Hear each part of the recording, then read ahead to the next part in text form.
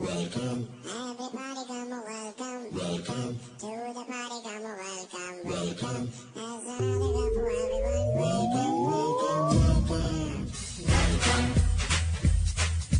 welcome. Everybody come a welcome, welcome to the party come a welcome, welcome. There's another cup for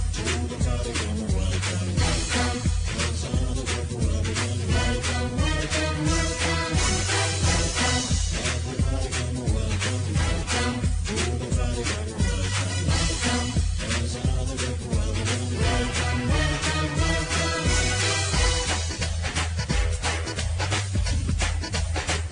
Good morning everybody, myself Dr. Manju Kumari. Today I am going to teach in BSc Part 1 Honours Tundu disease of wheat. This is a wheat disease. I am discussing about this Tundu disease of wheat. Tundu disease of wheat is a bacterial disease. यह क्या है? यह bacteria के cause से यह disease होता है और इसके बैक्टीरिया का नाम है Korean bacterium ट्रिटिसी. Korean bacterium TTC. The disease is also known as yellow slime. Disease is also known as yellow slime. क्यों yellow slime कहा जाता है? क्योंकि ये इसका मैं रीजन बाद में आपको बताती हूँ कि इसको yellow slime क्यों कहा जाता है. The bacteria is gram positive. Bacteria कैसा होता है? ग्राम पॉजिटिव होता है, रॉड सेपेट होता है, with a single polar flagellum होता है. It is believe that bacterium जो है वह सिम्बायोन्स होता है और वह एक निमेटोड्स के साथ रहता है जिसका नाम है एंजिमा ट्रिटिसी.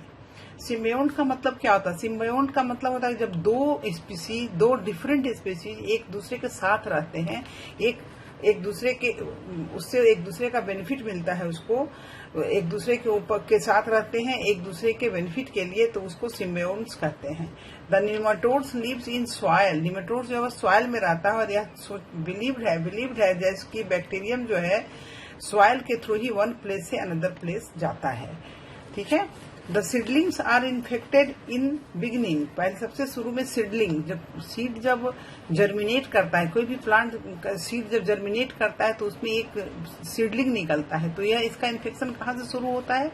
सीडलिंग से होता है. बट इन्फेक्शन जो विजुअल होता है, दिखाई देता है जब प्लांट मैच्योर हो जाता है. तब कब क्या होता है कि इन्फेक्शन जो स्टार्ट होता है वो कब होता है? जब वो सीडलिंग स्टेज में, एकदम इनिशियल स्टेज में होता है, तभी वो स्टार्ट होता है. लेकिन इसका सिम्टम दिखाई देता है कब? जबकि वो प्लांट मैच्योर हो जाता है. अब सिम्टम हम देखें क्या है. The lower leaves become wrinkled. Lower leaves जो प्लांट के होते हैं बिकम रिंकल्ड होते हैं and middle leaves twisted. Middle leave जो है आप ट्विस्ट कर जाता है. सेकेंड देखेंगे the bright yellow sticky slimy substance निकलता है प्लांट से और जो कि पूरे ईयर, प्लांट जो गेहूं का जो बाली होता है उसको ईयर बोलते हैं, पूरे ईयर को ढक लेता है. This stem leaf sheath leaves etcetera are also covered with the slimy substance. तो क्या होता है? एक येलो कलर का स्लाइमी सब्सटेंस निकलता है जो कि पूरे ईयर यानी कि गेहूं के बाल जो होता है, बाली जो जिसको बोलते हैं बाल, उसको कवर कर लेता है और वह कवर कर लेता है और वही इसी कारण से इस डिजीज को स्लाइमी डिजीज भी कहते हैं. The stem and years become destroyed. Stem और ईयर्स जो है वह डिस्ट्रॉय हो जाते हैं. The growth of the plant is retarded. Plant का ग्रोथ क्या होता है? वह रिटार्डेड हो जाता है, मतलब कि प्लांट छोटा ही रह जाता है, बड़ा नहीं हो पाता है. तो क्या होता है इसका देखेंगे इन्फेक्शन कैसे होता है. सबसे पहले इस निमेटोड्स के साथ रहता है, उसी से एक जगह से दूसरी जगह ये डिजीज फैलता है. यह इन्फेक्शन सबसे पहले सीडलिंग स्टेज पर ही लगता है, लेकिन इसका जो इन्फेक्शन का जो सिम्टम है वो मैच्योरिटी के समय आता है. सिम्टम में क्या हम देखेंगे? इस डिजीज देखेंगे कि